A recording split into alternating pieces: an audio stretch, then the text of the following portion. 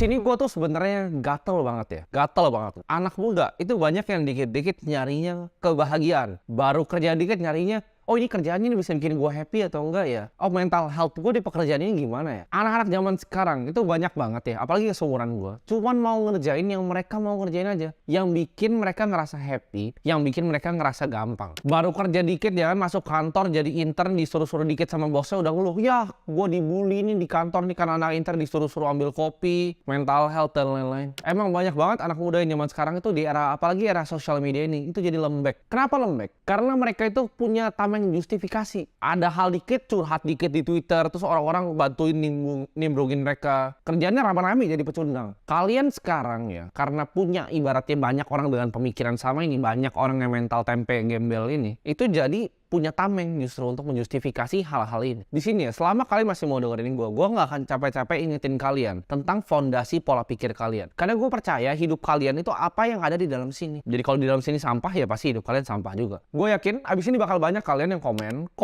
tapi gue mau jadi happy, hidup gue mau jadi happy. Kenapa happy? Kenapa hidup ini harus happy? Ini gue waktu itu pernah nonton salah satu interview. Kalau gue nggak salah ini Pak Tahir sama Pak Herman Lotadoko. Gue nontonnya. Pak Tahir bilang kayak gini, dan ini nyangkut di kepala gue. Kita hidup itu, gue waktu itu sempat lagi lumayan ya banyak masalah lah. Banyak usaha-usaha gue yang lagi ada beberapa struggling. Di situ gue pikir, Pak Tahir bilang, ini hidup ini bukan cuma untuk happy, tapi kata kuncinya, kita hidup di sini untuk tanggung jawab. Ya tanggung jawab ke keluarga kita yang masih membutuhkan. Tanggung jawab ke orang tua kita perlu biayain. Jadi kalau kalian pikir cuman, gue mau happy nih, gak bisa hidup kayak gitu. Kita hidup itu tanggung jawab dan kita juga punya disiplin. Gue kasih tau kalian ya, banyak hal yang gue sebenarnya gak mau kerjain, tapi gue kerjain karena itu adalah rupa tanggung jawab gue. Nah, Pak Tahir juga bilang, beliau bilang ini, kalau yang paling ujungnya itu sebenarnya bukan tanggung jawab, tapi paling ujungnya adalah kita hidup dengan kita punya visi, kita punya misi juga. Nah, di sini contohnya ya, ini gue kasih kalian contoh gambaran sederhana. Ngapain sih kalian kan ada yang nanya, ngapain gue bikin kayak gini? Katanya udah punya duit, ngapain bikin channel YouTube? Karena itu adalah misi hidup gue. Kalau gue disuruh untuk mengubah satu hal adalah tetap gue tahu, kalian gue udah ngomong semua di video gue mau ubah sistem edukasi. Karena itu ibaratnya membekas di hati gue.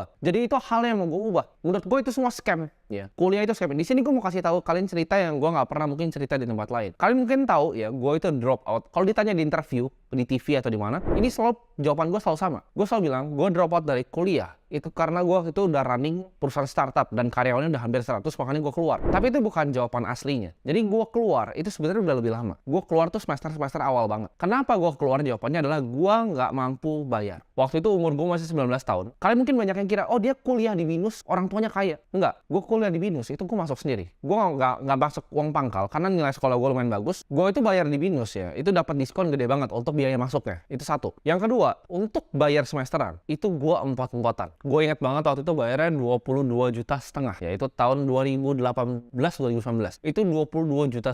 Sedangkan waktu itu income dari agensi gue belum terlalu besar. Dan bisnis-bisnis gue yang lain, gue perlu investasi kan. Jadi gue pilihannya antara gue invest di bisnis gue, invest di saham, invest di kripto ya kan, atau gue bayar uang kuliah. Karena gue waktu itu nggak dapat uang untuk bayar kuliah gue. Nah di situ itu bikin gue mikir, di saat waktu itu gue nggak bayar ya, gue mau masuk ke kelas, itu ditelat-telatin. Lu bisa bayangin nggak? Jadi gini, sama ini dari sekolah ya, dari gue sekolah. Gue pas sekolah, pas telat bayar uang sekolahnya, itu yang dilakukan adalah gue mesti kayak isi tanda tangan gitu. Kalau misalnya ujian nih, gue nggak boleh hitung ujian, itu tanda tangan dulu baru gue ujian. Tapi kan sebenarnya gue nggak bisa bayar sekolah itu bukan salah muridnya. Nah ini yang gue selalu pengen tekanin sama sistem edukasi, yang nggak bisa bayar sekolah itu bukan salah muridnya ya, itu salah orang tuanya. Tapi kenapa yang lu hukum adalah muridnya, biar orang tuanya bayar kan? Nah itu kejam dengan sistem pendidikan. Nah dari situ itu jadi sebuah misi untuk gue, jadi sebuah tanggung jawab untuk gue. Gue kasih tahu kalian di sini semua, gue nggak perlu bikin video ini. Gue nggak perlu bikin apapun, gue nggak perlu ngajar kalian di platform apapun. Gue di sini, gue duduk di sini ya, gue investasi sendiri. Gue mau ke Bali, gue mau ke kemana-mana ya. Gue invest doang dengan uang gue sekarang. Itu udah cukup untuk hidup sampai mati ya. Gue nggak perlu kerja 1 hari lagi sebenarnya. Gue udah cukup ya, gue udah cukup. Gue bikin kayak gini karena ini adalah misi ya. Gue punya visi, gue punya misi. Gue lihatnya ada problem yang sangat besar. Gue lihat di masalah yang gue alami sendiri tadi, yang gue cerita. Nah itu adalah masalah yang gue pengen ubah. Jadi tiap kali gue ngomong ke kamera gini, itu ada dengan visi, dengan tujuan. Gue kasih tahu ya keseharian gue tuh nggak bangun dengan misalnya gue bangun tidurnya, gue langsung kayak lihat, oh ini gue mau langsung TikTok dan lain-lain. Enggak, gue bangun tidur tadi sini, gue mandi, videografer gue di bawah, gue syuting video ini. Ini adalah bentuk dari tanggung jawab. Karena ini adalah hal yang gue benar-benar pengen. Gue pengen bisa ngerubah bangsa kita, at least sedikit aja lah orangnya jadi lebih pintar. At least sedikit aja orang nganggep sekolah itu scam. Karena gini, kalau kalian lihat sebuah revolusi, kayak ibarat itu ada bendungan. Bendungan itu buat bocor. Itu nggak perlu lubang yang gede atau kalian hantam pakai bola gede. Cuman cukup sedikit aja bocor. Airnya udah mulai keluar. Tapi terus. Maksudnya apa? Sedikit air itu adalah kalian yang sama-sama percaya sama gue bahwa sistem edukasi sekolah itu adalah scam. Dikit aja, lama-lama itu akan bocor bendungannya, akan hancur. Dan dari situ kita baru bisa tata ulang sistem pendidikannya. Coba kalian bayangin, jam sekolah gue tuh datang jam 6 pagi, pulang bisa udah sore jam 3, jam 4. Itu apa yang mau dipelajarin di situ? Gue juga nggak ngerti gitu belajar apa. Dan balik lagi, kan gue bilang, gue nggak butuh sebenarnya bikin semua ini, tapi semua ini gue akan kasih ke kalian. Ya, gue akan kasih kalian secara gratis. Modal lo cuma apa? Modal lo cuma otak yang mau dibuka sama kuota dari handphone kalian, cukup. Dengan teknologi zaman sekarang, platform seperti sekarang, gue bisa kayak gini, message gue bisa nyampe ke banyak orang. Lo bener-bener percaya sama gue. Orang-orang yang paling dekat sama gue, teman-teman gue, tahu how much I'm fucking making from my investments.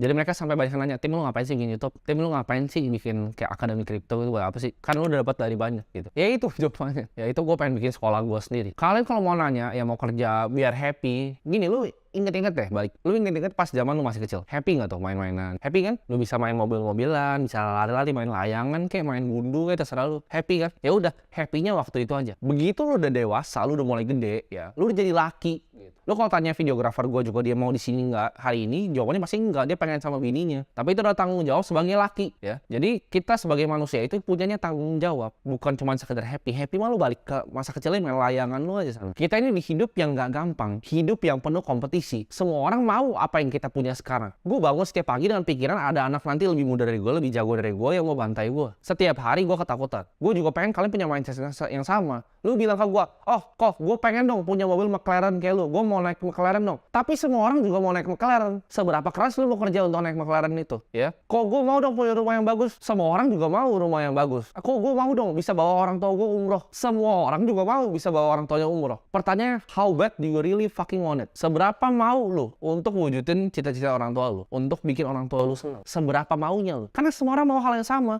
Dunia ini kompetisi. Buat yang ngomong dunia ini bukan kompetisi, itu adalah orang-orang bodoh dan orang malas. Slow down. Itu biar lu pada miskin aja orang-orang ngomong kayak gitu. Cuman nggak ada. Lu tanya dah yang dia bilang the art of slowing down. Emang dia slowing down dengan bikin buku? Dia gas terus. Lu kalau udah jadi laki apalagi ya, lu mau ngomong, oh gue mau happy, lu lihat aja di muka lu sendiri. Bilang lu nggak mau jadi pecundang yang dilahirin di dunia ini cuma jadi pecundang main game. Gue nggak mau dilahirin cuma jadi pecundang yang nggak jelas. Main game boleh, jadi pro player boleh, tapi kalau jadi pecundang nggak jelas jangan. Hidup itu nggak gampang dan hidup itu sangat susah. Ya, dalam perjalanan hidup lu, kalian mungkin merasa gue masih muda tapi enggak. Gue udah ngalamin banyak yang belum dialamin orang bahkan 50-an tahun. Gue udah lihat banyak di dunia. Hidup itu susah dan lu bakal digamparin dari sisi yang lu gak pernah lihat. Tapi itu justru adalah seni dari hidup. Nih anak-anak tongkrongan gue selalu bilang ke teman-teman gue, apa sih sebenarnya arti untuk jadi seorang pengusaha? Nah ini kita breakdown by definisi dulu. Pengusaha ya kan, fungsinya kita sebagai pengusaha adalah berusaha. Gue selalu bilang, seni dari menjadi seorang pengusaha adalah kita bisa menerima tai. Ini kalian dengar baik-baik. Kita bisa menerima tai dalam jangka waktu yang super panjang. Dan kita bisa endure pain, kesakitan, dikhianatin partner. Kita harus bisa ngalamin semua itu. Itu baru namanya jadi pengusaha. Pengusaha itu susah banget dan nggak gampang. Lu semua bilang, wah enak dong jadi pengusaha ya kan, karyawan yang kerja capek-capek kita yang dapat duitnya. Tapi lu pikir nggak kalau usaha lu bangkrut, karyawan lu semua kemana? Pernah nggak lu lay off 60 orang?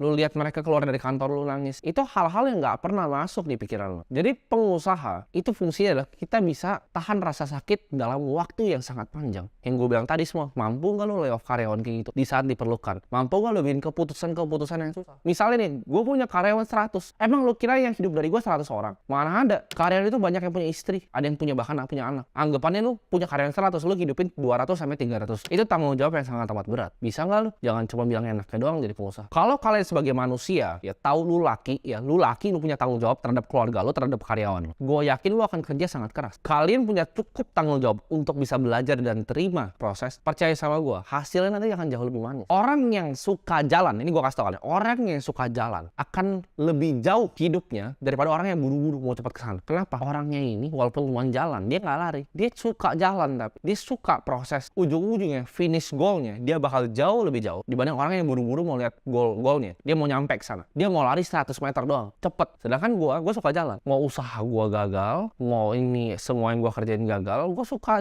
gamenya. Gue suka game dari berbisnis. Gue suka game dari create value untuk masyarakat yang gue bisa deliver ke kalian. Itu adalah game yang gue happy, game yang gue suka, dan gue hobi jalan. Mau gue nggak akan pernah berhasil, tapi gue akan jalan terus. Percaya nggak? Gue akan lebih jauh dibanding orang yang cuma mau larinya cepet. Itu adalah seni dari hidup. Kayak sekarang ya, kalau misalnya lu pernah ngerasain susah, itu akan jauh lebih. Karena gue udah ngerasain kayak tadi, nggak bisa bayar uang sekolah, nggak bisa bayar kuliah, naik motor hujan-hujanan cari klien, sampai gue makan bakso pinggir jalan itu nggak tahu isi dagingnya tikus atau kagak, sampai gue keracunan makanan. Itu hal udah pernah gue alamin. Jadi untuk di posisi sekarang, kalau misalnya lu lahir udah kaya, ya kan lu ke garasi udah ada McLaren, ada Porsche, itu nggak ada happy-happynya. Tapi sedangkan dengan sekarang gue bisa beli dengan uang gue sendiri, semuanya gue beli sendiri. Itu kasih apa ke gue? Itu kasih gue kebahagiaan yang kalian nggak bisa cari. Yang dari dulunya naik motor, sekarang gue bisa naik McLaren. Nyokap gue mobil, gue bisa tinggal beliin dia. Itu kebahagiaan yang kalian nggak bisa cari. Itu baru bahagia. Tapi bahagia itu di belakang dapat dari mana? Dari tanggung jawab. Balik lagi. Di awal gue nggak bahagia, gue tanggung jawab. Baru kita cari bahagia di akhir dengan kita bisa banggain orang tua kita. Nyokap gue kemarin bilang, oh mau ke Eropa boleh, mau ke Swiss dong sini boleh, gue bayarin silakan. Itu baru lu bahagia. Orang banyak bilang, oh duit itu berarti buat apa dong? Buat beli mobil sport, buat apa? Gue kasih tahu ya fungsi duit asli ya. Di saat lu bisa telepon nyokap lu bilang, mah mama nggak usah kerja lagi ya. Itu baru bahagia.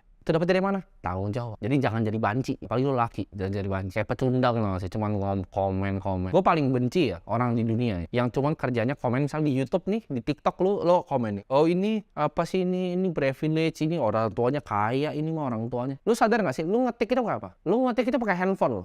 Lu ngetik pakai handphone, lu masih punya kuota, lu punya pulsa untuk komen. Lu bahkan punya waktu ya, lu masih punya mata, masih punya jari lengkap tangan, lu bisa komen orang lain privilege. Itu goblok gak sih lu bayangin? Lu gak lihat orang-orang yang susah setengah mati ya, yang makanannya susah. Lu gak lihat orang-orang di Syria yang tiba-tiba atapnya dikena bom gitu, dan mereka masih harus cari roti. Lu masih bisa bilang hidup lu privilege dengan main handphone begini? Lu orang paling goblok di dunia. Lu tuker hidup gua sama lu dengan otak gua. Gua jamin 1 tahun gua udah kaya. Kenapa lu gak kaya? Lu miskin aja kayak gitu. Kenapa? Gak punya otak tuh. Lihat gua otak gak ada isinya, otak lu sampah doang isinya. Makanya kalau udah tahu otak isi sampah, diisi. Tiap kali cari di internet, kalian cari gimana sih caranya mau bekerja, gimana sih cara ini bekerja, oh bisnis tuh kerjanya gimana, konglomerasi tuh kerjanya gimana. Jangan cuma cari gosip-gosip artis ya, isinya sampah lagi otak lu. Ini gue suka banget ya, ini salah satu quotes favorit gue dari James Cook, itu yang ketemuin benua dari Australia. Ambisi ya, leads me not only farther than any other man has been before me, tapi sejauh yang gue pikir itu possible untuk seorang melangkah.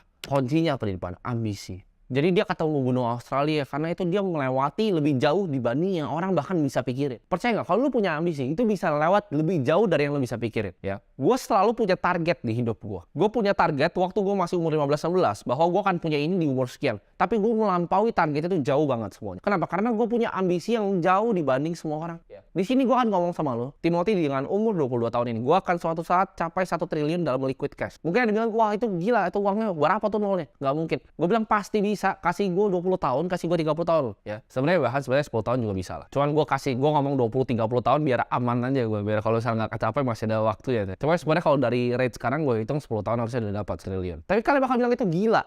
Enggak gila. Gue tahu caranya dan gue tahu game plan gue. Gue tahu cara gue mau capainya. Jadi lu punya ambisi. Lu mau berapa? 1 miliar sebulan bisa. Ya. Gue kasih tahu kalian itu bisa. Kalau yang bilang, oh itu nggak bisa, itu mental block ya. Otak lu belum sampai. Gue paling senang kalau ada yang komen. Kemarin tuh ada komen di YouTube gue. Nanti gue coba cari. Tapi kayaknya editor gue susah cari. Ketimbun komennya banyak. Ada yang komen gini, oh mobilnya sewa tuh. Wah gue paling seneng kalau dia bilang. Jadi kalian bahkan nggak bisa comprehend ada orang punya mobil itu seharga rumah itu berjalan gitu. Kalian nggak bisa nyampe di otak kalian dan kalian bilang itu sewa. Padahal platnya aja gue buka B1 GTB. Gue buka plat McLaren gue. Orang lu tanya aja di Vans Motor itu gue beli atau sewa. Datang aja ke showroomnya masih ada kagak mobilnya. Lu ke apartemen gue ke bawah tuh. Tanya aja videografer gue ada nggak mobil gue ya. Jadi jangan jadi orang tolol gitu. Kalau lu nggak pernah ngerasain susah digamparin sama hidup, gue percaya lu kan suatu saat nanti akan digampar. Orang itu cara belajarnya ya, manusia in general ya, mau dari dulu zaman dipecut, itu cara belajarnya cuma 2. Lu mau cari yang duluan, preventif, atau preemptif setelah kejadian baru lu mau belajar. Maksudnya apa? Contohnya,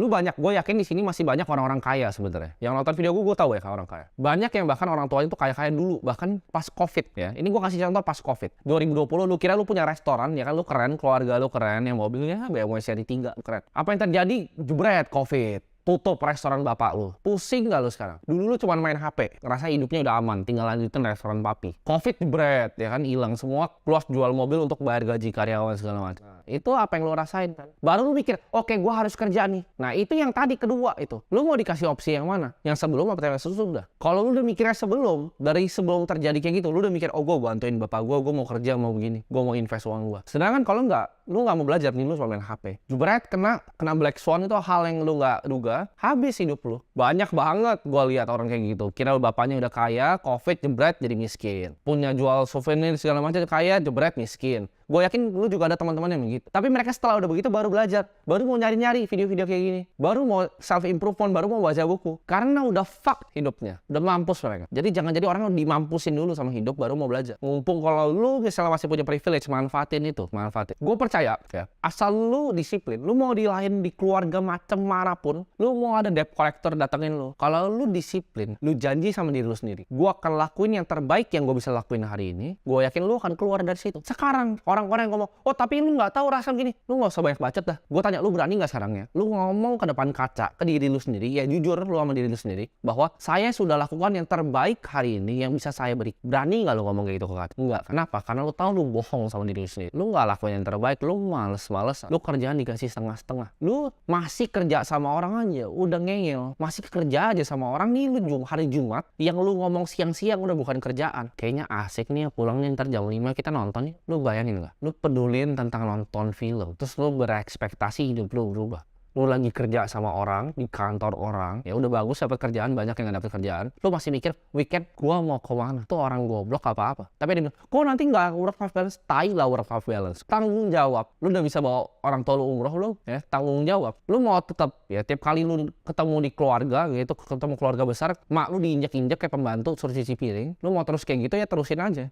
Weekendnya nonton film, itu mindset budak gitu Fe. Jadi nggak usah bacot-bacot lah kemiskinan struktural. Lu nggak ngerti apa-apa, kerja aja bos. Lu bilang ke diri lu sendiri, gua akan lakukan yang terbaik apapun pekerjaan gua mau cuman flip burger gini, lakuin yang terbaik. Gua mau sapu lantai, lakuin yang terbaik. Gua yakin bos lu pasti bisa ngeliat bedanya mana karyawan yang lakuin yang biasa-biasa aja sama karyawan yang ngelakuin the extra mile, yang ditelepon malam masih jawab. Jadi lakuin yang terbaik. Ini mungkin sedikit advice terakhir dari gua, tapi di hidup ini tuh singkat ya. Kalian tuh nggak tahu seberapa singkat hidup ini, jadi jangan takut untuk ambil resiko yang besar. Nah ini balik lagi ke poin awal pertama gue, kenapa gue bikin ini semua ini, kenapa gue ngomong ke kalian, kenapa gue bacot, kenapa gue buang-buang waktu gue untuk ngelakuin hal ini. Karena di sekolah ya, balik lagi, kita selalu diajarinnya, oh Timothy kamu kayaknya nggak pintar matematika deh karena matematika kamu jelek. Oh kamu lebih bagusnya di olahraga. Oh kamu tuh di kotak-kotakin gitu loh, seolah-olah kita goblok matematika gitu. Oh Timothy kamu nggak ngerti akuntansi ya, kamu nggak ngerti buku besar ya, kalau kamu nggak tahu ya cara bikin neraca gimana ya. Sekarang gue tanya lo ada nggak pernah nonton video gue kan jelasin banyak nih, ada gue jelasin bahkan tentang annual report Berkshire Hathaway, gue ada angka-angka di situ. Tapi begitu lo nonton video gue, lu kayak, oh gitu doang ya, gampang ya. Kenapa lu nggak bisa ngerti akuntansi di sekolah? Lu percaya gue ajarin lu akuntansi lu pasti ngerti? Itu cuma beda apa? Beda gurunya. Dia bilang, kamu nilainya jelek, kamu nggak pinter,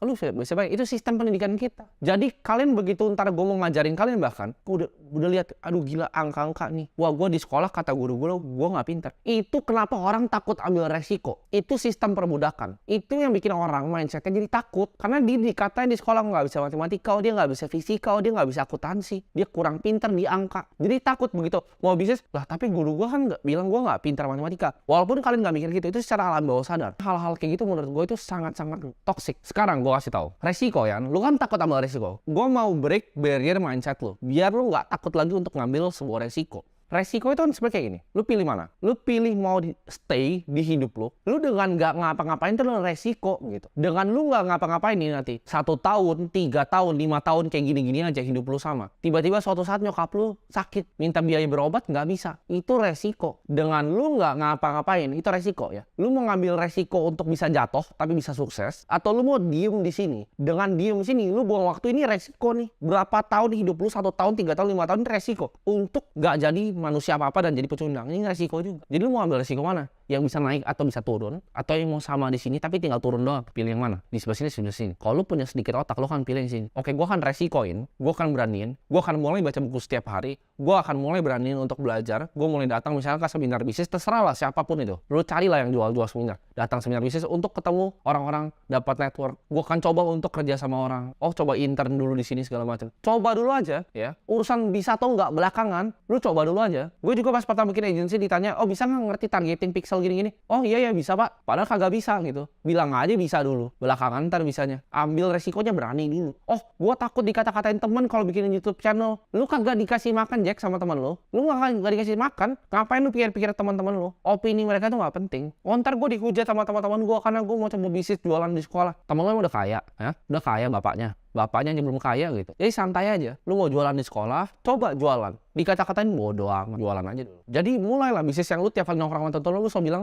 oh gue mau mulai bisnis A, B, C, D, E. Tapi nggak ada yang kejadian, nggak ada yang dieksekusi. Semuanya bacot doang. Mulai bisnisnya itu. Jadi jangan cuma ngomong. Delete game yang menurut lu bikin lu kecanduan, buang-buang waktu lu. Langsung delete sekarang gitu. Itu resiko yang lo harus ambil. Ini yang gue alamin ya, waktu gue pertama masuk ke dunia capital market, gue masih muda banget, semua orang udah tua-tua, hebat-hebat, wah cuan-cuan miliaran lah. Ini gue selalu pikir, oke, gue lihat nih sebagai ini kayak main catur, kayak ini papan yang dikasih ke gue. Ini mereka orang-orang ini lebih pintar dibanding gue. Tapi apa best move gue? Apa yang bisa gue lakuin? Di situ gue mikir, oke, mereka lebih pintar dari gue, tapi yang gue bisa yakin adalah mereka nggak akan bisa kerja lebih keras dibanding gue. Ya, gue akan datang ke kantor duluan, gue akan pulang terakhir, ya, gue akan tidur paling sedikit, gue akan kerja paling keras. You will never fucking outwork me, ya. Lu boleh lebih berbakat dari gue, lu boleh lebih pintar dari gue, tapi lu gak akan bisa lebih kerja keras dari gue. Lu bangun jam 7, gue bakal bangun jam 6. Lu bangun jam 6, gue bakal bangun jam 6. Ini mindset yang gue suka banget dari pemain basket favorit gue, Kobe Bryant. Orang bilang ya, ada yang bilang dia lebih mau latihan pagi dibanding Kobe. Dia datang jam 5 sebelum pertandingan. Dan apa yang kalian tahu, dia terkaget-kaget. Kobe dari sana dari jam 4 pagi udah nembak 100 shot. Jam 4 pagi udah keringetan cucur-cucur. Bukan yang cuma latihan yang sedikit gitu loh, crossover. Itu work ethic. Gue yakin ya, saingan gue nggak ada yang kerja lebih keras dibanding gue.